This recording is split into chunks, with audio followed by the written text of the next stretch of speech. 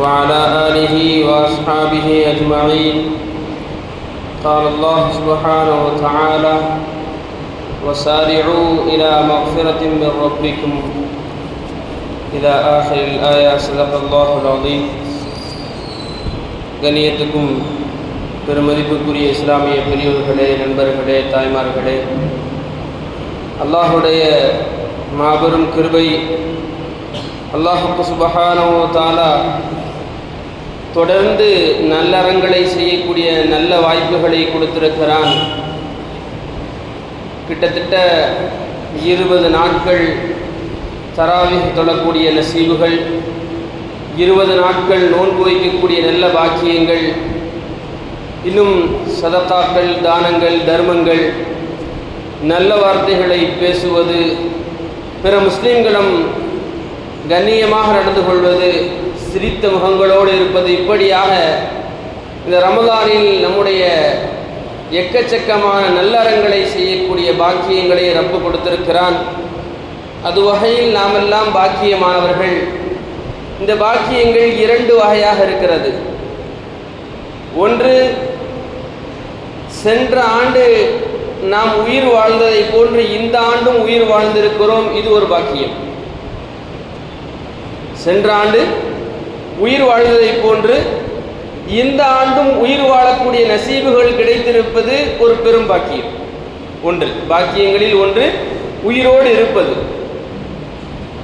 அதோடு மட்டுமில்லாமல் கடந்த ஆண்டு செய்த அமல்களை போன்றோ அல்ல அதைவிட அதிகமாகவோ அமல் செய்யக்கூடிய வாய்ப்புகள் கிடைத்திருப்பதற்கே இது 2வது மிகப்பெரிய அல்லாஹுடைய பாக்கியம். அல்லாஹ் சுப்ஹானஹு வ தஆலா இது போன்று நல்லறங்களில் முன்னேறி செல்லக்கூடிய பாக்கியம் பெற்ற ஜெயசீலர்களாக அல்லாஹ் நம்மையும் நம்முடைய சந்ததிகளையும் ஆக்குவானாக.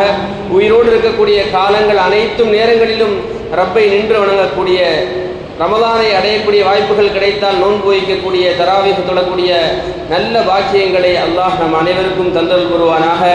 கண்ணியமானவர்களே, இன்ற முக்கியமான நாளிலே நாம் அமர்ந்திருக்கிறோம். இஸ்லாமிய மக்களுடைய மிக முக்கியமான ஒரு நாளிலே அமர்ந்திருக்கிறோம். என்னவென்றால், நம்முடைய சமூகங்கள் ஒன்றுபடக்கூடிய ஒரு வாய்ப்புகள் கிடைத்திருக்கிறது. கண்ணியமானவர்களே, இந்த நேரங்களிலே நாம் ஏதோ கொஞ்ச நேரம் அது பயான் பேசுவாங்க, கேட்கணும் அப்படிங்கிற சிந்தனைகள் இல்லாமல் வந்திருக்கக்கூடிய நபர்களிடம் நாம் வேண்டி விரும்பி கேட்டுக்கொள்ளக்கூடிய விஷயம் என்னவென்றால், இந்த ஜும்மா கடமையாக்கப்பட்டதற்கு பின்னால் உள்ள சூட்சமங்களை புரிந்து கொள்ள வேண்டும். இந்த சமூகம் போன்று எந்த சமூகமும் வாரந்தோறும் ஒன்று சேர்ந்து முகங்களை பார்த்து கொண்டு ஒரு அமல் செய்வதாக நாம் எந்த சமூகங்களையும் பார்க்க முடியாது. ஒரு கட்டாயம் என்ற நிர்பந்தங்களை இஸ்லாம் ஏற்படுத்தியிருப்பதற்கான காரணம் என்னவென்றால், இந்த சமூகம் வெறும் அமலுக்காக ஒன்று சேரக்கூடிய சமூகம் அல்ல. இந்த சமூகத்தில் ஏற்படக்கூடிய எல்லா பிரச்சனைகளையும் இந்த நாளிலே ஒன்று சேர்ந்து அமர்ந்து பேசி சரி செய்து இந்த சமூகத்தை வளர்ச்சி மிக்க சமூகமாக எடுத்துச் செல்வதற்கான வாய்ப்புகளாக அல்லாஹ் இந்த ஜும்மாவை கொடுத்திருக்கிறான் என்பதை வந்திருக்கக்கூடிய நபர்கள் மட்டுமா உணர்ந்து கொள்வது மிக முக்கியமான விஷயம் தான். நிறைய பேர் வரல, குத்துவால சில பேர் வருவாங்க, பயானுடைய பாதியில சில பேர் வருவாங்க, சில பேர் இமாம் அல்லாஹ் அக்பர் அல்லது முஅஸ்ஸினுடைய அல்லாஹ் அக்பர் அல்லாஹ் அக்பர் அல்லாஹ் அக்பர் வேகமாக அந்த காமத் சொல்லும்போது வருவாங்க. இவர்கள் தெரிந்து கொள்கிறார்களோ இல்லையோ, சீக்கிரமாக வந்திருக்கக்கூடிய நபர்கள் புரிந்து கொள்ள வேண்டும். நான் பயான் கேட்பதை விட நாங்கள் இங்கு மிக விரைவாக வந்திருப்பதற்கான காரணம், இந்த ஜும்மாவை ஏற்படுத்தியதற்கான காரணம் என்னவென்றால், எங்கள் சமூகத்துடைய மேம்பாடுக்காக நாங்கள் அமர்ந்திருக்கிறோம் என்ற விஷயங்களை நாங்கள் உள்ளோரு புரிந்து கொள்ள வேண்டும். அல்லாஹ் நசீபுகளை கொடுப்பானாக. கண்ணியமானவர்களே, நபி ஸல்லல்லாஹு அலைஹி வஸல்லம் அவர்களிடத்திலே சொன்னார்கள், 2 காரியங்கள் இருக்கிறது. 2 காரியங்கள் இருக்கிறது. அந்த விஷயங்களை, அதனுடைய நன்மைகளை மக்கள் புரிந்து கொள்வார்களே ஆனால் சீட்டு குலுக்கி போட்டு அந்த அமல்களை செய்வதற்கு தயாராகுவார்கள். சீட்டு குலுக்கி போட்டு அந்த அமல்களை செய்வதற்கு தயாராகுவார்கள். அப்படின்னா என்ன அர்த்தம்? அந்த அமல் செய்வதற்கு சண்டை நடக்கும். நபி ஸல்லல்லாஹு அலைஹி வஸல்லம் அவர்கள் கேட்கப்பட்டது, யா ரசூலல்லாஹ், அது என்ன அமல்? சீட்டு குலுக்கி போட்டு பார்த்து அமல் செய்ய வேண்டிய தேவை அளவுக்கு உண்டான அது அப்படி என்ன அமல் என்பதாக சஹாபாக்கள் எல்லாம் நம்மிடத்தில் கேட்கிறார்கள். நபி ஸல்லல்லாஹு அலைஹி வஸல்லம் அழகாக சொன்னார்கள், என் சமூகத்துடைய பாங்கு சொல்வதற்கான நன்மைகளை என் சமூகம் புரிந்து கொள்ளுமேயானால் சண்டையிட்டு கொண்டு நான் தான் பாங்க சொல்வேன், அசருக்கு நான் தான் பாங்க சொல்வேன், மகரிபுக்கு நான் தான் பாங்க சொல்வேன், இஷாவுக்கு நான் தான் பாங்க சொல்வேன் என்பதாக சீட்டு குலுக்கி போடப்படும். தேதிகள் முடிவு செய்யப்படும். 23ஆம் தேதி ஃபஜ்ருக்கு இவர் பாங்க சொல்வார், போர்டில் எழுதி போடப்படும். அவ்வளவு நன்மைகளை நபி ஸல்லல்லாஹு அலைஹி வஸல்லம் சொல்லியிருக்கிறார்கள் பாங்கு சொல்வதற்கு. சஹாபாக்கள் கேட்டார்கள், யா ரசூலல்லாஹ், இரண்டாவது அமல் என்ன? பாங்கு சொல்வதுடைய அமல்களை, அந்த நன்மைகளை தெரிந்து கொண்டால் என் சமூகம் சண்டையிட்டுக் கொள்ளும், அதை செய்வதற்கு என்பதாக சொன்னீர்கள். இரண்டாவது அமல் என்ன என்பதாக கேட்கின்றவர் நபி ஸல்லல்லாஹு அலைஹி வஸல்லம் சொன்னார்கள், நீங்கள் நன்மையான காரியங்களுடைய சபைகளில் முன் வரிசைகளிலே அமர்ந்திருங்கள். குறிப்பாக பள்ளிவாசலுக்கு சென்றால் நீங்கள் முன் சபைகளிலே அமர்ந்திருங்கள், முன் வரிசைகளிலே அமர்ந்திருங்கள். இந்த பாக்கியம் இருக்கிறதே நமக்கெல்லாம் கிடைத்திருக்கிறது. இன்னும் நம்ம முன் சப்பில் கிட்டத்தட்ட இங்கிட்ட ஒரு 2 பேர் உட்காரலாம், இங்கே ஒரு 10-15 பேர் உட்காரலாம். நாமெல்லாம் அறிவில் சிறந்த சமுதாயம். நமக்கு என்ன செய்ய தேவையில்லை, ஒவ்வொன்றையா சொல்லி சொல்லி புரிய வைக்க வேண்டிய அவசியம் இல்லை. நபி சொன்னார்கள், முதல் சப்பில் அமர்ந்திருப்பவர்களுக்கு மிகப்பெரிய பாக்கியம் இருக்கிறது. முதல் சப்பில் அமர்ந்திருப்பவர்களுக்கு மிகப்பெரிய பாக்கியம் இருக்கிறது. அந்த அமலுடைய கூலிகளை, நன்மைகளை இந்த உம்மத் புரிந்து கொள்ளுமேயானால் சண்டை போடுவாங்க. நான் தான் இந்த ஒரு சஃபரில் 40 பேர் உட்கார முடியும்னா ஒவ்வொரு வக்துக்கும் 40 பேருக்கு பேர் எழுதி போட வேண்டியது. அதே மாணவர்களே, தயவு செய்து நான் என்ன சொல்ல வருகிறேன் என்பதை என்னை விட வயதில் மூத்தவர்கள் நீங்கள் புரிந்து கொண்டிருக்கிறேன் என்று நம்புகிறேன். இன்னும் முதல் சஃபு காலியாக தான் இருக்குது. வசாபிகூன சாபிகூன், யார் முதல் சஃபிலே முந்துகிறார்களோ ரப்பு அவருடைய அல்லாஹ் அவருடைய வாழ்க்கையில் முந்த வைப்பான். எப்பொழுதுமே அமல்களில் முந்தக்கூடியவர்களாக நாம் ஆகிவிட வேண்டும். சில பேருக்கு உதிர் இருக்குது, சில பேரால் சாஞ்சு தான் உட்கார முடியும். அப்படி உள்ளவங்களை பற்றி என்ன செய்ய போறதில்லை, இதில் பிரச்சனை இல்லை. எங்களுக்கு எல்லா வகையிலும் கயிறு பாக்கியங்கள் கிடைத்திருக்கிறது. நாங்கள் முன் சஃபிலே அமர்ந்து ரப்பிடத்திலே மன்றாடக்கூடிய சூழலை கொண்டு வந்துடணும். அல்லாஹ் சுப்ஹானஹு வ தஆலா முன் சஃபில் வந்தவர்களுக்கான பாக்கியங்களை நிரப்பமாக கொடுப்பானாக. அதற்காக முயற்சி செய்யக்கூடிய நல்ல பாக்கியங்களை நம்முடைய இளைஞர்களுக்கும் கொடுப்பானாக.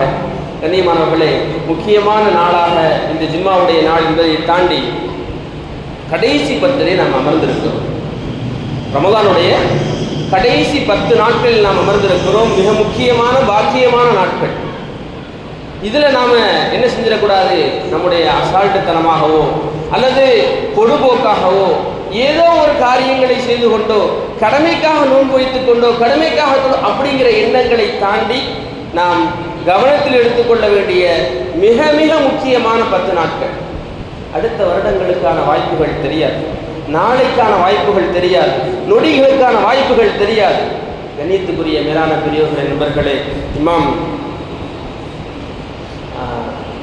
சுதேசி ரஹ்மத்துல்லாஹி அலைஹி, நம்முடைய மக்காவுடைய இமாம் நவரல்லாஹ் அவர்கள் சொல்கிறார்கள், நீங்கள் இந்த கடைசி தினங்கள், ரமதானுடைய கடைசி தினங்கள் வந்துவிட்டால் 3 அமல்களை கவனமாக செய்யுங்கள். 3 அமல்களை செய்யுங்கள் அல்ல, 3 அமல்களை இந்த கடைசி 10 தினங்களிலே மிக கவனமாக செய்யுங்கள்.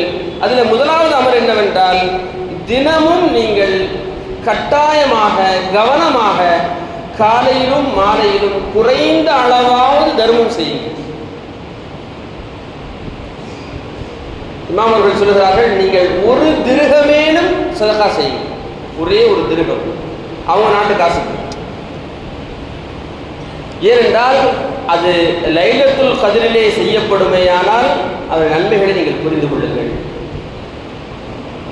இந்த 10 நாட்களுடைய இரவிலோ பகலிலோ நீங்கள் குறைந்தபட்சமாக 1 திர்ஹமேனும் 1 ரூபாயேனும் நீங்கள் என்ன செய்யுங்கள், சதகா செய்யுங்கள்.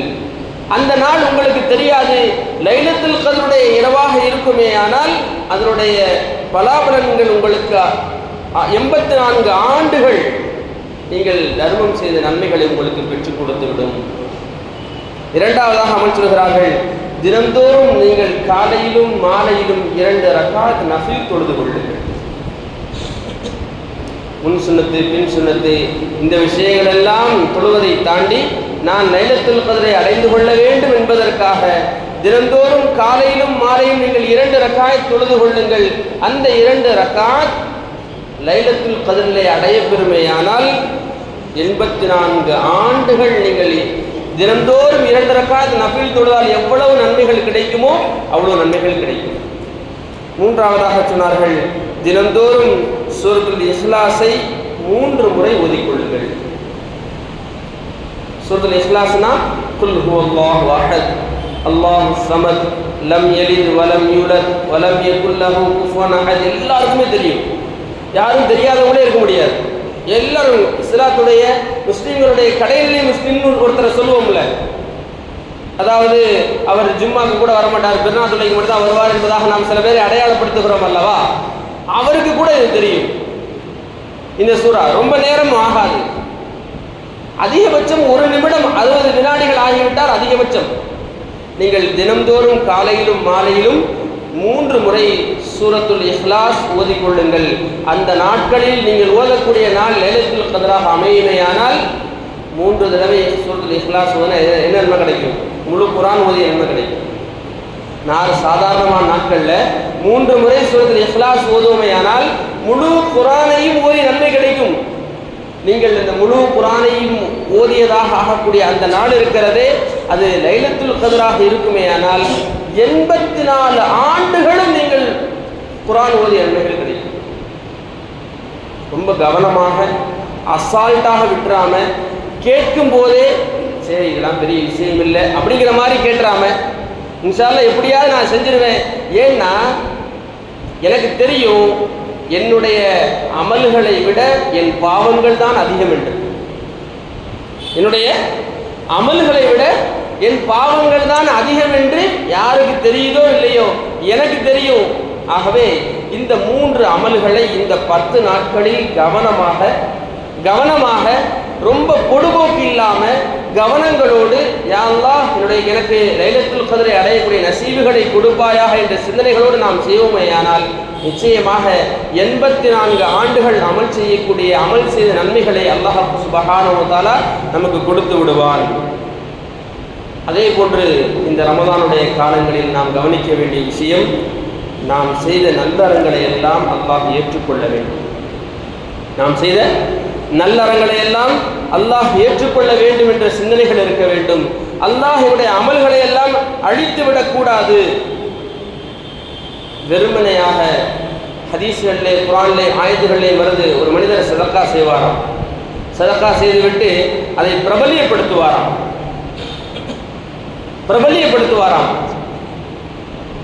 அந்த அமல்களுடைய நன்மைகள் எல்லாம் அப்படியே அழிந்து போகக்கூடிய சூழ்நிலைகள் ஏற்படுகிறது. ஹதீஸிலே இவரை பார்த்து மிக பரம ஏழை என்ற வார்த்தைகள் பயன்படுத்தப்படுகிறது. கண்ணியத்துக்குரிய மேலான பெரியோர்களே, நண்பர்களே, தாய்மார்களே, இந்த ரமலானுடைய காலங்களில் நாம் நிறைய சதக்காக்களை செய்வதற்கான வாய்ப்புகள் நமக்கு கிடைத்திருக்கிறது. நாம் கவனப்பட வேண்டிய விஷயம் என்னவென்றால், தயவு செய்து அதிலே ஒரு ஃபோட்டோவை எடுத்து அதை சோஷியல் மீடியாக்களில் கொண்டு போய் சேர்த்து, அதை என்ன காரணம் சொல்லப்படுகிறது, இதை நான் இதில் போஸ்ட் பண்ணுறதுனால மற்றவங்களுக்கும் ஆர்வம் ஏற்படும் என்று பேசப்படுகிறது. கண்ணியமானவர்களே, அது ரொம்ப குறைவு, ரொம்ப குறைவு. அப்படி ஆர்வப்பட்டு செய்யக்கூடிய மக்கள் ரொம்ப குறைவாக இருக்கிறார்கள். ஆகவே நம்முடைய அமல்களை நாம் அடிக்கடி, சில நபர்கள் உம்ராக்கு போகும்போது ஒன்று சொல்லுவாங்க, சிலர் உம்ராக்கு போகிறேன் துவா செய்ய, ஹஜ்ஜுக்கு போகிறேன் துவா செய்ய என்பதாக சொல்லுகின்ற பொழுது அவர்களிடத்திலே வேண்டிக்கொள்வார்கள், ஏதாவது சொல்லுங்க, நாங்கள் என்ன அமல் செய்து ஏதாவது சொல்லுங்கன்னு சொல்லும்போது நாம் ஒரே ஒரு வார்த்தை தான் சொல்கிறோம், தயவு செய்து நீங்கள் உம்ராவுக்கோ ஹஜ்ஜுக்கோ சென்ற விஷயங்கள் இந்த உலகத்தில் யாருக்கும் தெரியணுங்கிற அவசியமே இல்லை. நீங்கள் ரப்புடைய இல்லத்தை தரிசிக்க சென்றிருக்கிறீர்கள் என்ற விஷயம் இந்த உலகத்தில் யாருக்கும் தெரிய வேண்டிய அவசியம் இல்லை. நீங்க எடுத்து என்ன செய்யாதீங்க, செல்ஃபி எடுத்து போடாதீங்க. அவ்வளவு பெரிய உன்னதமான இடத்துக்கு செஞ்சுட்டு நான் இப்படி நின்று போட்டோ எடுக்காதீங்க. அதை எடுத்து உங்க ஃபேஸ்புக்கில் போடாதீங்க, சோசியல் மீடியாக்களில் போடாதீங்க. உங்களுடைய அமல்களுடைய இஹ்லாஸுடைய தன்மைகள் குறைந்து விடும். கண்ணியமானவர்களே, அது விஷயத்தில் நாம் ரொம்ப கவனமாக இருக்க வேண்டும். எங்களுடைய அமல்கள் ஏற்றுக்கொள்ளப்படுவதற்கும் அழிக்கப்படாமல் இருக்கும் ரெண்டுமே வேற. நாம் ரெண்டே ஒன்றா புரிந்து கொள்ளக்கூடாது. என் அமல்கள் ஏற்றுக்கொள்ளப்படுவது என்பது வேறு, என் அமல்கள் அழிக்கப்படாமல் இருப்பது என்பது வேறு. என் அமல்களை நான் அழித்து விடக்கூடாது. நான் யார்கிட்டையாவது சொல்வதன் மூலமாக, நான் யார்கிட்டையாவது அதை பிரபலியப்படுத்துவதன் மூலமாக. கண்ணியமானவர்களே, ரொம்ப கஷ்டப்பட்டு குருவி சேர்க்கிற மாதிரி சேர்ந்துக்கிட்டு இருக்கிறோம் அமல்களை. ஏன்னா சஹாபாக்கள் வாழ்ந்த காலத்தில் நம்ம வாழலை, நபியுடைய காலத்தில் வாழலை. எங்கே திரும்பினாலும் பாவம் ஏற்படக்கூடிய சூழ்நிலையில் வாழ்ந்து கொண்டு கஷ்டமாக இருக்கக்கூடிய நிலையில் கொஞ்சம் கொஞ்சமாக அது பாதி அமல் பாதி. இப்போ தொழுகையை எடுத்துக்கொள்ளுங்க, என்னுடைய தொழுகையை எடுத்துக்கொள்ளுங்க. தக்பீர் கட்டி நின்னாச்சு, யா அல்லாஹ் உன் முன்னால் நிற்கிறேங்கிற சிந்தனை 2 ரக்காயத்து முழுவதும் இருக்குமானா? எப்படி? ருக்குல, சஜ்தால, நிலையில, அத்தஹியாத்துல, இருப்புல 2 ரக்காயத். 2 ரக்காயத்துல ஃபர்ஸ்ட் ரக்காயத்துல குல் ஹுவல்லாஹ், 2வது ரக்காயத்துல குல் அஊது பிறப்பின் நாஸ் ஓதணும்னா அதிகபட்சமாக அந்த தொழுகையை தொழுது முடிப்பதற்கு 2 நிமிடங்கள் தான் ஆகிறது. அந்த 2 நிமிடங்களில் என்னுடைய தொழுகையுடைய எல்லா நிலைகளிலும் ரப்பு இருக்கிறான் என்றால் சந்தேகம்தான். எல்லா நிலையும் ருக்குல யா அல்லாஹ் ஓ முன்னால ருக்கு சேரு, சஜ்தால யா அல்லாஹ் ஓ முன்னால சஜ்தா சேரு, யா அல்லாஹ் ஓ முன்னால இருப்புல உட்கார்ந்துக்கிற, யா அல்லாஹ் ஓ முன்னால கை கட்டி நிற்கிற என்ற சிந்தனைகள் 2 ரக்காயத்து முழுவதும் இருக்குமேயானால் பெரும்பாக்கியம் பெற்றவர்கள் இந்த உலகத்தில் வாழக்கூடிய மக்கள் இந்த காலத்தில். இப்படி கஷ்டப்பட்டு குருவி சேர்க்கிற மாதிரி சேர்த்த அமல்களை நாம் என்ன செய்துவிடக்கூடாது. சாதாரணமாக ஒரு போட்டோவில் சாதாரணமாக அதை சொல்லி காண்பதன் மூலமாக அழிக்கப்பட்டு விடுவதாக ஆகிவிடக்கூடாது. ஆகவே நம்முடைய அமல்கள் அழிக்கப்படாமல் இருக்க வேண்டும் என்பதிலே நாம் கவனமாக இருக்க வேண்டும். ஒரு நேரத்திலே சாபித் ரலியல்லாஹு என்று சொல்லப்படக்கூடிய ஒரு சஹாபி நபி ஸல்லல்லாஹு அலைஹி வஸல்லம் அவருடைய சமூகத்தில் அமர்ந்து கொண்டு கொஞ்சம் சப்தமாக பேசிவிடுகிறார். நபியை விட, நபியுடைய சப்தத்தை விட கொஞ்சம் சிறு சப்தம் உயர்த்தி பேசிவிடுகிறார். அல்லாஹ் ஆயத்தை இறக்கிறார், யா அய்யுஹல்லதீன ஆமனூ லா தர்ஃபஉ அஸ்வாத்தகும் ஃபௌக ஸௌத்தின் நபி, உங்களுடைய நபியை விட நீங்கள் சப்தம் உயர்த்தி பேசிவிடாதீர்கள் என்று சொல்லிவிட்டு உங்களுடைய அமல்களை அழித்துக் கொண்டார்கள் என்ற வார்த்தையை பேசுகிறார். சாபித் ரலியல்லாஹு அவர்கள் கண்கலங்கி விட்டார்கள். தன்னுடைய மனைவியிடத்திலே சென்று சொன்னார்கள், இந்த ஒட்டகங்கள் அடைக்கக்கூடிய இந்த குடிசையில் ஒரு ஓரத்தில் எனக்கு ஒரு வீடு கட்டுங்க, அதாவது வீடு ஒரு சின்ன ஒரு கூண்டு மாதிரி கட்டுங்க, எனக்கு ஒட்டகங்களை அடைக்கக்கூடிய இந்த கூட்டு பக்கத்தில், இந்த கூட்டுக்குள்ளேயே அந்த ஒட்டக நாட்டத்தோடய எனக்கு சேர்ந்து இருக்கிற மாதிரி ஒரு அறையை அமையுங்கள், நான் இங்கே தான் இருப்பேன். ஏன்னா நான் நபி சத்தம் உயர்த்தி பேசிவிட்டேன், என் அமல்கள் எல்லாம் அழிக்கப்பட்டு விடும், நான் அமல்கள் இல்லாதவனாக அல்லாஹுடைய சன்னிதானத்தில் நிற்க விருப்பப்படவில்லை. ஆகவே அல்லாஹ்வே என்னை மன்னிக்கின்ற வரையில் என்னை நான் எங்குமே வரமாட்டேன், என்னை இந்த ஒட்டக கூண்டில் போடுங்க, ஒட்டக கூண்டில் போடுங்க என்பதாக சொல்லி அங்கு ஒரு அறை அமைத்து அதுக்குள்ளே இருந்து விட்டார்கள். என்னை பூட்டி விடுங்கள், நான் திறந்து வெளியே வரவே மாட்டேன். இந்த விஷயங்களை நபியிடத்தில் சொல்லப்படுகிறது. யா ரசூலல்லாஹ், ஆசிம் இப்படி செய்து கொண்டிருக்கிறார். ஆசிம் உங்களுடைய சபையில் சத்தமுயர்த்தி பேசிவிட்டேன் என்பதற்காக வேண்டி பயந்து அல்லாஹுடைய வசனம் இறங்கிவிட்டது, என் அமல்கள் எல்லாம் வீணாகிவிடும் என்று பயந்து அவர் உள்ளே அடைந்து கிடக்கிறார் என்பதாக சொல்லுகின்ற பொழுது நபி ஸல்லல்லாஹு அலைஹி வஸல்லம் ஆசிமை அழைத்து வாருங்கள், ஆசிமை அழைத்து வாருங்கள் சொன்னார்கள். நீங்கள் சுபசோபனம் பெற்றவர் அல்லவா, அல்லாஹுடைய பார்வையில் நீங்கள் சிறந்தவர் அல்லவா, நீங்கள் அல்லாஹ்விடத்தை தௌபா செய்யுங்கள், இஸ்திக்ஃபார் செய்யுங்கள், அல்லாஹ் உங்கள் பாவங்களை மன்னித்து விடுவான், ஒரு அமல்களை அழிக்க மாட்டான் என்ற விஷயங்களை சொன்ன பிறகுதான் அவருக்கு நிம்மதி ஏற்பட்டது. இருந்ததும் அதற்கு அடுத்த வசனங்களை அல்லாஹ் இறக்கி சொன்னான். முஃமின்களுக்கு ஆறுதலான வார்த்தையை சொன்ன பிறகுதான் அவர் தஸல்லியானார். ஆகவே நம்முடைய அமல்கள் அழிக்கப்படாமல் இருப்பதிலே நாம் அதிகமாக கவனம் செலுத்தப்பட வேண்டும். இன்னும் சொல்ல போனால் பனு இஸ்ராயலுடைய ஒரு ரிவாயத்திலே சொல்லப்படும், நம்முடைய அமல்களும் நாமும் சோதிக்கப்படக்கூடிய காலங்கள் வந்தால் நாம் எப்படி நடந்து கொள்ள வேண்டும். பனு இஸ்ராயலுடைய சமூகங்களில் ஒரு 3 நபர்கள் இருந்தார்கள். ஒருத்தர்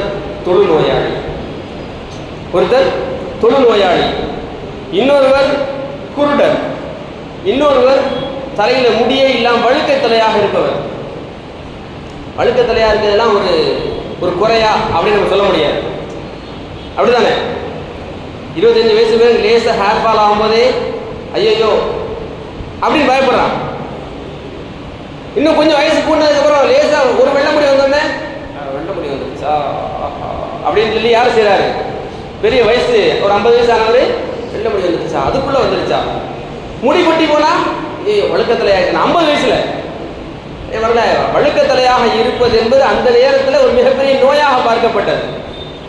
இந்த 3 நபர்கள் குறித்தும் பனி இஸ்ராயீலுடைய ரிவாயத்தில் வருகிறது. ஒரு மலக்கு அவருடைய வந்து கேட்டார், அந்த தொழு நோயாளரிடம், உனக்கு என்ன வேண்டும் சொன்னாங்க. உடம்பு ஃபுல்லாக ஒரே இந்த நோயாக இருக்குது, பார்க்கவே எல்லாம் அறிவுப்படுறாங்க, அசிங்கமாக இருக்குது, கொஞ்சம் சரியான நல்லா இருக்கும், வேற சரியான நல்லா இருக்கும், எப்படியாவது அது மட்டும்.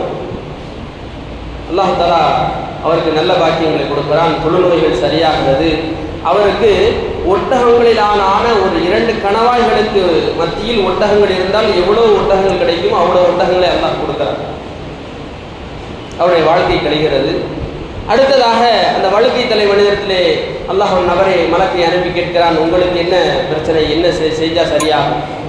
அவர் சொல்கிறார், வழுக்கத்தலையில் முடி வந்துட்டா போதும், வழுக்கத்தலையில் முடி வந்துட்டா போதும். அதே மாதிரி ஒரு நிலைமை ஏற்படுகிறது. அவருக்கு அதே போன்று ஒட்டகங்கள் கொடுக்கப்பட்டதை போன்று இவருக்கு மாடுகள் கொடுக்கப்படுகிறது. மூன்றாவதாக ஒரு நபர் அந்த குருடரிடத்தில் வரப்படுகிறது, உங்களுக்கு என்ன வேணும்? எனக்கு கண் பார்வை தெரிஞ்சால் போதும். அவருக்கு கண் பார்வைகள் சரி செய்யப்படுகிறது. அதுபோன்று ஆடுகளுடைய ஒரு பெரிய மந்தை கொடுக்கப்படுகிறது. அல்லாஹ் சுப்ஹானஹு வ தஆலா இந்த நிகழ்ச்சிகள் நடந்து முடிந்து காலங்களுக்கு பிறகு அவர்களை சோதிக்கும் பொருட்டு அல்லாஹ் சொல்கிறான், நீங்கள் அல்லாஹ் கொடுத்த அந்த பொருட்கள் இருந்து ஏழை எளிய மக்களுக்கு செலவு செய்யுங்கள் என்பதாக சொல்கின்ற பொழுது அந்த வழுக்கை தலை மனிதனும் தொழுநோயாளியும் சொல்கிறார்கள், நான் சம்பாதித்த பணம், நான் சம்பாதித்த காசு, நான் உழைத்து சம்பாதித்தது என்பதாக சொல்லி அவருடைய பெருமையை பேசுகின்ற பொழுது அந்த மலக்கு சொல்வார்களாம், இதுவெல்லாம் அல்லாஹுடைய நியமத் அல்லவா, அல்லாஹ் உங்களுக்கு கொடுத்த பெரும்பாக்கியம் அல்லவா, நீங்கள் இருந்து செலவு செய்யத்தானே வேண்டும் என்பதாக சொல்லி நீங்கள் முதல் எப்படி இருந்தீர்களோ அப்படியே ஆகிவிடுங்கள். அந்த குருடர் சொல்வாராம், இது அல்லாஹ் எனக்கு கொடுத்தது, உங்களுக்கு எவ்வளவு தேவையோ எடுத்துக் கொள்ளுங்கள். கண்ணியமானவர்களே, அவருடைய செல்வங்களை அல்லாஹ் அதிகப்படுத்தியதாக அந்த பனு இஸ்ராயீலுடைய ரிவாயத்துகளை எழுதுவார்கள். கண்ணியமானவர்களே, எங்களுக்கு சோதனைக்கான காலங்கள் இப்பொழுது ஏற்பட்டிருக்கிறது, சோதனைக்கான காலங்கள் ஏற்பட்டிருக்கிறது. எங்களால் அமல் செய்ய முடியாத சூழ்நிலைகளை நாங்கள் அகப்பட்டு கொண்டிருக்கிறோம். இந்த ஃபோனில், சோசியல் மீடியாக்களில் எங்களுடைய அமல்களை இல்லாமல் ஆக்குவதற்கான எல்லா ஏற்பாடுகளும் செய்யப்பட்டிருக்கிறது. ஆனால் அல்லாஹ் காலங்களை கொடுத்திருக்கிறான், நேரங்களை கொடுத்திருக்கிறான், உயிர்களை கொடுத்திருக்கிறான், ஆபியத்தை கொடுத்திருக்கிறான், வாய் பேசக்கூடிய நசீவுகளை கொடுத்திருக்கிறான், செலவழிக்கக்கூடிய காசுபணங்களை கொடுத்திருக்கிறான். இந்த ரமலானுடைய காலங்களில் அன்பாக பேச வேண்டும் என்ற சிந்தனையை கொடுத்திருக்கிறான். இதிலும் நாங்கள் சோதிக்கப்பட்டோம், நாங்கள் அமல் செய்யவில்லை என்றால் எங்களுடைய நிலைகள், எங்களுடைய அமல்கள் கபூலியத்துக்கான அடையாளங்களாக அது இல்லை என்பதாக வரலாற்று ஆசிரியர்களும் தஃசீருடைய வல்லுநர்களும் சொல்லி காட்டுகிறார்கள். கண்ணியமானவர்களே, எங்களுடைய அமல்கள் அங்கீகரிக்கப்பட்டதுடைய அடையாளம் என்ன தெரியுமா? எங்களுடைய அமல்கள் அங்கீகரிக்கப்பட்டதுடைய அடையாளம் என்ன தெரியுமா? நாங்கள் தொடர்ந்து அமல் செய்வோம். அது அபூ தர் கிஃபாரி ரலியல்லாஹு அவர்களுடைய அசல் பெயர்கள் பெரும்பாலும் கிதாபுகளில் எழுதப்படுவதில்லை. பெரும்பாலும் அபூ தர் கிஃபாரி என்பதாக சொல்லப்படுகிறது. ஜுந்தும் இப்னு ஜுனாதா என்று சொல்லப்படக்கூடியதுதான் அவருடைய உண்மையான அசல் பெயர். அவர்கள் மதீனாவிற்கு வருகிறார்கள். நபி ஸல்லல்லாஹு அலைஹி வஸல்லம் ஒரு சபையில் அமர்ந்திருக்கின்ற பொழுது ஒரு புழுதியை கிளப்பி கொண்டு ஒரு பெருங்கூட்டம் வருகிறது. புழுதியை கிளப்பிக்கிட்டு, அதாவது அங்கே யாருமே தெரியல அப்படிங்கிற அளவுக்கு உண்டான பெருங்கூட்டம் வருது. நபி ஸல்லல்லாஹு அலைஹி வஸல்லம் யாருன்னு கேட்குறாங்க. சஹாபாக்கள் ஒவ்வொருத்தரும் ஒவ்வொரு மாதிரி சொல்கிறாங்க. யார் ரசூலல்லாஹ், உஸ்மானாக இருக்குமோ, அவருடைய வியாபார சரக்காக இருக்குமோ அப்படின்னு சொல்கிறாங்க. இல்லை இவ்வளோ பெருசுனா அப்துல் ரஹ்மான் இப்னு அவுஃபோடதாக இருக்குமோ அப்படின்னு சொல்லி வியாபாரம் சார்ந்த மக்கள் அதை கேட்குறாங்க. இன்னும் சில பேர் இல்லை இது அந்த கூட்டமாக இருக்குமோ, ஒருவேளை அதற்காக வேண்டி இருப்பாங்களோ, நபிகிட்ட பேசுறதுக்காக, இப்படியாக ஒவ்வொருத்தரும் ஒவ்வொன்றா பேசிக்கிட்டே இருக்கும்போது பக்கத்தில் வந்து பார்த்தா தெரியுது அது அபூ தர் கிஃபாரி ரலியல்லாஹு அன்ஹு. கிஃபாரி ரலியல்லாஹு பார்த்துட்டு யாரும் நபி ஸல்லல்லாஹு அலைஹி வஸல்லம் பார்த்துட்டு, என்ன அபூ தர் எப்படி இருக்கீங்க, நல்லா இருக்கீங்களா என்பதாக பேசுகின்ற பொழுது, என்ன இவ்வளோ பெரிய கூட்டத்தோடு வந்திருக்கிறீங்க, கிஃபார் கூட்டத்தில் இவ்வளோ பெரிய மக்களை கூட்டு வந்திருக்கிறீங்க, என்ன விஷயம் அப்படின்னு சொல்லுகின்ற பொழுது அபூ தர் கிஃபாரி சொன்னாராம், யார் ரசூலல்லாஹ், நான் சொன்ன விஷயம் உங்களுக்கு ஞாபகம் இல்லையா? நான் ஒரு விஷயம் மக்காவில் இருந்து உங்களிடம் சொல்லியிருந்தேன், ஞாபகம் இல்லையா உங்களுக்கு? நபி ஸல்லல்லாஹு அலைஹி வஸல்லம் கேட்கிறார்கள், என்ன சொன்னீர்கள் சொல்லுங்கள். அபூ தர் கிஃபாரியை பற்றி நாம் புரிந்து கொள்ள வேண்டிய விஷயம் என்னவென்றால், வேறு ஒரு தேசத்திலிருந்து இஸ்லாத்தை ஏற்று வியாபார நிமித்தமாக மக்காவுக்கு வந்தவர். எல்லாரும் சொல்கிறாங்க, தயவுசெய்து காதில் பஞ்சு வச்சுக்கோங்க, தயவுசெய்து காதில் பஞ்சு வச்சுக்கோங்க. இங்கே ஒரு சிகர் பிடிச்சவன் ஒருத்தர் இருக்கிறான், நவுதுபில்லா. ஒரு மஜ்னூன் ஒருத்தர் இருக்கிறான், நவுதுபில்லா. நபியை பார்த்து ஒரு சூனியம் செய்யப்பட்டவன், ஒரு கிறுக்கே, ஒரு அறிவுகட்ட இல்லாத ஒரு பைத்தியக்காரன். நபியை பற்றி சொன்ன வார்த்தைகள், நவுதுபில்லா. அவன் சில வார்த்தைகளை சொல்லிக் கொண்டு இருக்கிறான், அதெல்லாம் அவன் காதில் விடாமல் பார்த்துக்குங்க. அவரும் காதில் பஞ்சு வச்சுக்கிட்டார். காபாக்கு போன நபி ஸல்லல்லாஹு அலைஹி வஸல்லம் ஓதி கொண்டிருக்கிறார்கள். என்னதான் சொல்றாரு பாப்போமே அப்படின்னு காதிலிருந்து பஞ்சை எடுத்தாரு. நபி ஸல்லல்லாஹு அலைஹி வஸல்லம் ஓதிய வாசகங்களும் குர்ஆனுடைய வசனங்களும் அவரிடம் பேசிய வார்த்தைகளும் அவருடைய மனதிலே மாற்றங்கள் ஏற்படுகிறது. இஸ்லாத்தை ஏற்றுக்கொள்கிறார்கள். ஏற்றுக்கொண்டவுடன் சொல்கிறார், நான் என்ன செய்யணும் யா ரசூலல்லாஹ் கேட்கிறார். அபூதர் மதீனால ரெண்டுமே ஃப்ளாஷ்பேக் மாதிரி பார்த்துக்குங்க. நபி ஸல்லல்லாஹு அலைஹி வஸல்லம் மதீனால கேட்குறாங்க, நீங்கள் என்ன சொன்னீங்கன்னு சொல்லி. அவர் மக்கால் நடந்த விஷயங்களை சொன்னார். யா ரசூலல்லாஹ், நான் இஸ்லாத்தை ஏற்றுக்கொண்டவுடன் சொன்னேன், யா ரசூலல்லாஹ் என்ன செய்யணும்னு கேட்டேன். நீங்கள் சொன்னீங்க, உங்களுடைய ஈமானை மறைத்து வைத்துக் கொள்ளுங்கள், உங்களுடைய கூட்டத்திற்கு போய் சொல்லுங்கன்னு சொன்னீங்க. நான் என்ன செஞ்சேன், யா ரசூலல்லாஹ், இவ்வளவு பெரிய உன்னதமான ஒரு விஷயத்தை நான் மறைக்க மாட்டேன்னு சொல்லி அப்போவே காபால போய் என்ன செஞ்சேன், அஷ்ஹது அல்லா இலாஹ இல்லல்லாஹ் சொன்னேன். கடுமையான துன்புறுத்தல்களுக்கு ஆளாக்கப்பட்டேன். அப்பாஸ் ரலியல்லாஹு அவங்க தான் வந்து என்ன செஞ்சாங்க, நீ காப்பாற்றினாங்க. அப்போ நான் உங்கள்கிட்ட வந்து சொன்னேன், யா ரசூலல்லாஹ், நான் இனிமேல் உங்கள் சமூகம் வருவேன் என்று சொன்னால் நான் என் கூட்டத்தோடு தான் வருவேன். ஞாபகம் இருக்கா யா ரசூலல்லாஹ், நான் இப்படி சொன்னேனே ஞாபகம் இருக்கா? ஆமாம் அப்படிதான் ஞாபகம் இருக்கு. யா ரசூலல்லாஹ், என்னுடைய கூட்டத்தோடு நான் வந்திருக்கிறேன். என்னுடைய சமூகத்துடைய எல்லா மக்களுக்கும், பெரும்பான்மை மக்களுக்கு இஸ்லாத்தை சொல்லிக் கொடுத்து விட்டு உங்களிடத்தில் இஸ்லாத்தை ஏற்றுக்கொள்வதற்காக அழைத்து வந்திருக்கிறேன். நபி ஸல்லல்லாஹு அலைஹி வஸல்லம் சொன்னார்கள், அமல்களில் தொடர்ந்து இருப்பது என்றால் அபூதர் கிஃபாரியை போன்றிருங்கள். மக்காவில் எப்பவோ சொன்னது. அதுக்கடுத்து அபூதர் கிஃபாரி ரலியல்லாஹு நபி அவர்களை பார்க்கவே இல்லை. தொடர்ந்து அமல்கள் செய்து எப்படியாவது இந்த சமூகம் முழுவதையும் இஸ்லாத்தின் பக்கம் கொண்டு வர வேண்டும் என்ற அந்த ஆவலிலே பேசி பேசி பேசி நபியிடம் சொன்ன அந்த வாக்குறுதியை காப்பாற்ற வேண்டும் என்பதற்காக வேண்டி அவர் பெரும் சமூகமாக வருகிறார். நபி சொன்னார்கள், நீங்கள் அமல் செய்யக்கூடிய நபர்களை பார்ப்பதென்றால் நீங்கள் என்ன செய்து கொள்ளுங்கள், அபூதரை பார்த்துக் கொள்ளுங்கள், ஜுந்துப் இப்னு ஜுனாதாவை பார்த்துக் கொள்ளுங்கள் என்பதாக நபி ஸல்லல்லாஹு அலைஹி வஸல்லம் சொல்லி காட்டினார்கள். ஆகவே நம்முடைய அமல்கள் அங்கீகரிக்கப்பட்டதாக நாம் நினைக்க வேண்டுமென்றால், ஆக வேண்டுமென்றால் நாம் செய்யக்கூடிய அமல்களை தொடர்ந்து செய்ய வேண்டும். ஒரு கதை சொல்வார்கள், பஞ்சதந்திர கதைகளாக சொல்லப்படும். ஸ்கூலில் படிக்கும்போது எனக்கு ஞாபகம் இருக்கிறது, ஒரு குளத்தில் 3 மீன்கள் வசிச்சு, ஒரு குளத்தில் 3 மீன் வாழ்ந்து வருகிறது. ஒரு மீன் பேரு வருமுன் காப்போம், இன்னொரு மீன் பேரு வரும்பொழுது காப்போம், இன்னொரு மீன் பேரு வந்தபின் காப்போம். 3 மீன்கள் வாழ்ந்து வருகிறது. வருமுன் காப்போம், வரும்பொழுது காப்போம், வந்தபின் காப்போம். 3 மீன்கள். அப்போ குளத்தில் தண்ணி குறைஞ்சிக்கிட்டே போகுது. என்ன செய்வாங்க, குளத்தில் தண்ணி குறைஞ்சா மீன் பிடிக்க ஆரம்பிப்பாங்க. இப்போ இந்த விஷயம்லாம் தெரிஞ்சு அந்த வருமுன் காப்போமுடைய மீன்கள் என்ன செய்யுது, தம்பி தண்ணி வந்துக்கிட்டே வருது, மீனவன் வந்து பிடிச்சிருவான், நம்ம வேறு நீர்நிலைகளை தாண்டி போயிடுவோம்னு சொல்லி பேசுது, பார்த்துக்கலாம். அப்போ வருமுன் காப்போம் மீன்கள் தப்பிச்சு இப்போ வேற இடங்களுக்கு செல்கிறது.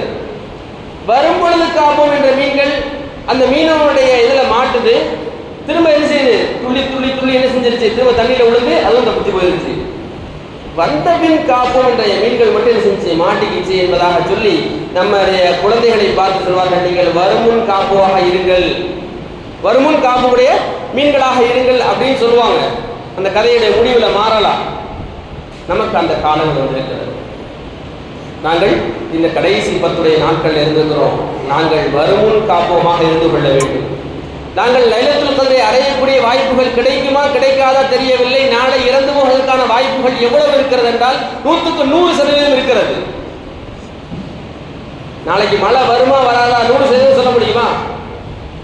100% சொல்ல முடியுமா? நாளைக்கு கம்பல்சரி மழை வரும் 100% சொல்ல முடியுமா? ஆனால் சொல்ல முடியும், எனக்கு மரணம் வருவதற்கான வாய்ப்புகள் 100% இருக்கிறதா என்றால் நிச்சயமாக எனக்கு மரணம் வருவதற்கான வாய்ப்புகள் 100% இருக்கிறது. நாங்கள் வருமுன் காப்போவாக இருந்து கொள்ள வேண்டும். எங்களுடைய இந்த 10 நாட்களில் நபி ஸல்லல்லாஹு அலைஹி வஸல்லம் செய்த மிகச் சிறந்த வணக்கங்களை பற்றி பேசுகின்ற பொழுது இரவு வணக்கங்களை பற்றி சொன்னார்கள். நீங்கள் இந்த 10 நாட்களிலே இரவு நேரங்களிலே அதிகமாக வணக்கம் செய்யுங்கள். அஃஷு ஸலாம் வதஇமு த்ஆம் வஸல்லு நாஸ் வன்னியாம். நீங்கள் அதிகமாக சலாத்தை பரப்புங்கள், ஏழைகளுக்கு உணவளியுங்கள். வஸல்லு, நீங்கள் அதிகமாக தொழுங்கள். எப்பொழுது? அன்னாசு நியாம், மக்கள் எல்லாம் தூங்கிக் கொண்டிருக்கக்கூடிய சமயத்தில் நீங்கள் அதிகமாக அல்லாஹ்வை தொழுங்கள் என்பதாக சொன்னார்கள். இந்த 10 நாட்கள் என்னுடைய நபி சொன்னார்கள். நபியுடைய அந்த 10 நாட்களை பற்றி ஹஜ்ரத் ஆயிஷா பேசுகின்ற பொழுது நம்முடைய கீழாடைகளை இறுக்கமாக கட்டிக்கொள்வார்கள். நம்முடைய கீழாடைகளை இறுக்கமாக கட்டிக்கொள்வார்கள். அல்லாஹ்விடத்திலே எப்பொழுதும் மன்றாட்டங்களோடு இருப்பார்கள். ஆகவே இந்த 10 நாட்களில் வாய்ப்புகள் இருந்தால் எல்லா நாட்களுடைய இரவுகளிலும் சுமார் ஒரு 3 மணியில் இருந்தாவது, குறைந்தபட்சம் 3 மணியில் இருந்தாவது தக்பீர் கட்டி நமக்கு தெரிந்த சூறாக்களை திரும்ப 100 தடவைகள் ஓதலாம். அல்ஹம்து சூறாக்கு பிறகு எனக்கு குல் ஹுவல்லாஹ் சூரா மட்டும்தான் தெரியும்னா தக்பீர் கட்டி 100 தடவை குல் ஹுவல்லாஹ் சூரா ஓதலாம். ருக்குல எவ்வளவு நேரம் வேணா இருக்கலாம், சஜிதால எவ்வளவு நேரம் வேணா இருக்கலாம். கண்ணியமானவர்களே, நோக்கம் என்னவென்றால் நம்முடைய இரவுகள் எல்லாம் அமல்களில் கழிய வேண்டும் என்பதுதான். அதற்கு உமர் ரலியல்லாஹு அன்ஹு சொல்வார்கள், எனக்கு இந்த 3 விஷயங்கள் இந்த உலகத்துல இல்லைன்னா இந்த உலகத்துல வாழ்றதே வேஸ்ட். எனக்கு நமக்கு ஒவ்வொன்று இருக்கும்ல, இந்த உலகத்துல வாழும்போது எனக்கு இது கிடைச்சா தான் சரியா வரும். நமக்கு ஒவ்வொருத்தருக்கும் ஒவ்வொரு விஷயங்கள் இருக்கும். அதற்கு உமர் சொல்கிறார்கள், இந்த உலகத்துல இந்த 3 விஷயம் எனக்கு இல்லைன்னா நான் இந்த உலகத்துல வாழ்றதே வேஸ்டா பார்க்கிறேன் என்பதாக சொல்கின்ற பொழுது கேட்டாங்க, அமீருல் முஃமினீன் இந்த 3 விஷயங்கள் என்ன என்பதாக சொல்கின்ற பொழுது முதல்ல நல்லோர்கள் சபையில் அமர்ந்திருப்பது, நல்லோர்களுடைய சபைகளிலே அமர்ந்திருப்பது எனக்கு மிக முக்கியமாக மிக விருப்பமான ஒரு அமல். இரண்டாவதாக போர் செய்வது, கடினமான நேரங்களில் போர் செய்வது எனக்கு இந்த உலகத்தில் ரொம்ப பிடிக்கும். மூன்றாவது சொன்னார்கள், இரவு நேரங்களில் மக்கள் எல்லாம் தூங்குகின்ற பொழுது அல்லாஹ்விடத்தில் நின்று முறையிடக்கூடிய கையேந்தி அழக்கூடிய பாக்கியம் இருக்கிறது. அது இந்த உலகத்தில் எனக்கு கிடைக்கப்பெறவில்லை என்றால் நான் இந்த உலகத்தில் வாழ்வதே வேஸ்ட்னு சொன்னாங்க. ஹஜ்ரத் இப்ராஹிம் இப்னு அதுஹம் ரஹ்மத்துல்லாஹி அலைஹி அவங்கள்ட்ட கேட்கப்பட்டது, இரவு நேரங்களில் தொழணும், அமல் செய்யணும், இரவு நேரங்களில் தொழணும், அமல் செய்யணும். பல நேரங்களில் சொல்லப்பட்டு கொண்டே இருக்கிறது, தஹஜ்ஜுடைய சிறப்புகள் பேசப்பட்டு கொண்டே இருக்கிறது.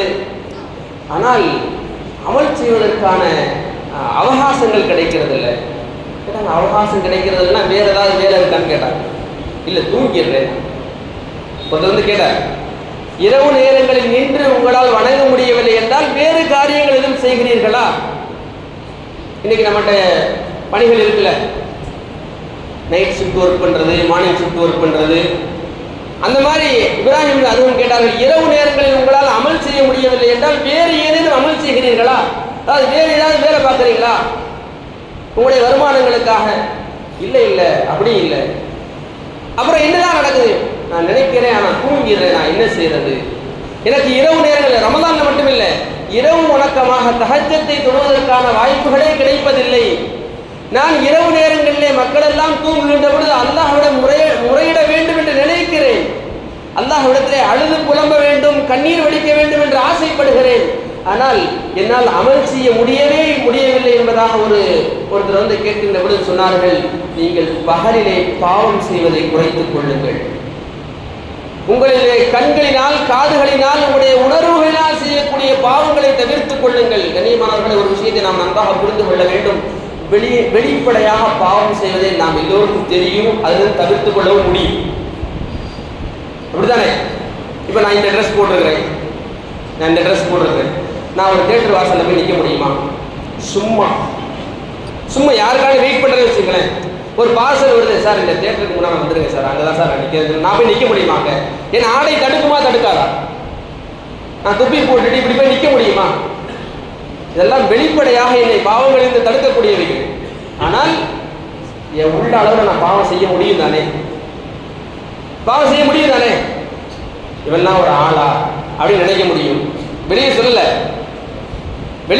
ஆனால் இவெல்லாம் ஒரு ஆளா, பெரிய இவன் மாதிரி வெள்ளச்சட்டை போட்டு வந்து உட்காந்து நினைக்க முடியுமா? நினைக்க முடியாதா? தவறான விஷயங்களை நினைக்க முடியுமா? முடியாதா? கண்ணியமானவர்களே, இப்ராஹிம் அதுகம் ரஹ்மத்துல்லாஹி சொன்னார்கள், உங்களுடைய உள்ளங்களினால் ஏற்படக்கூடிய பாவங்களை விட்டும் தவிர்த்திருங்கள். அடுத்தவர்களை குறை பேசாதீர்கள், அடுத்தவர்களை புறம் பேசாதீர்கள். வாய்விட்டு பேசினால்தான் அது அந்த தவறுகள் என்று அர்த்தமல்ல. நீங்கள் உங்களுடைய மனதினால் பாவம் செய்யக்கூடிய நிலைகளை விட்டும் நீங்கள் எப்பொழுது தவிர்த்திருக்கிறீர்களோ ரப்பு உங்களுடைய உள்ளத்தில் வந்து குடிபுகுந்து விடுவான். நீங்கள் அமல் செய்வதில் எந்த ஒரு தடையும் ஏற்படாது என்பதாக சொல்லி காட்டினார்கள். கண்ணியத்துக்குரிய மேலான பெரியவருடைய நண்பர்களே, தாய்மார்களே, இந்த கடைசி நாட்களில் நம்முடைய உள்ளங்களை பரிசுத்தப்படுத்தி இரவு வணக்கங்களை அதிகப்படுத்தக்கூடிய நசீபுகளை ஏற்படுத்திக் கொள்ள வேண்டும், தொழ வேண்டும், அமல்கள் செய்ய வேண்டும், தஸ்பீஹ் செய்யலாம், திக்ர் செய்யலாம், அல்லாஹ் அக்பர் சொல்லலாம், லா ஹவ்ல வலா குவத்த இல்லா பில்லாஹ் சொல்லலாம், சுப்ஹானல்லாஹ் சொல்லலாம், அல்ஹம்துலில்லாஹ் சொல்லலாம், தொழலாம், குர்ஆன் ஓதலாம். ஆனால் இரவு நேரங்கள் அமலாக கழிய வேண்டும் என்பதுதான் நம்முடைய சொல்லப்பட்ட விஷயங்கள். அல்லாஹ் சுப்ஹானஹு வ தஆலா பாவங்கள் இல்லா மனிதர்களாக வாழக்கூடிய, பாவங்களுக்காக தௌபா செய்யக்கூடிய நல்ல நசீப் பெற்ற மக்களாக நம்ம எல்லாம் ஆக்குவானாக. அதோடு மட்டும் இல்லாமல் இரவு வணக்கங்களில் கவனமாக இருந்து அந்த உயர்ந்த இரட்சகனாகிய அல்லாஹுடைய கருணையை பெறக்கூடிய, மன்னிப்பை பெறக்கூடிய பாக்கியம் பெற்ற ஜெயசர்களாக ஆக்குவானாக. அல்லாஹ்விடத்திலே கண்ணீர் வடிக்கக்கூடிய மிகச்சிறந்த பாக்கியத்தை நமக்கும் நம்முடைய சந்ததிகளுக்கும் நம்ம ஈண்டெடுத்த பெற்றோர்களுக்கும் அல்லாஹ் நிரந்தரமாக பொருந்தல் புரிவானாக. வாஹிரு தஅவானா அல்ஹம்துலில்லாஹி ரப்பில் ஆலமீன். அஸ்ஸலாமு அலைக்கும் வரஹ்மத்துல்லாஹி வபரகாத்துஹு.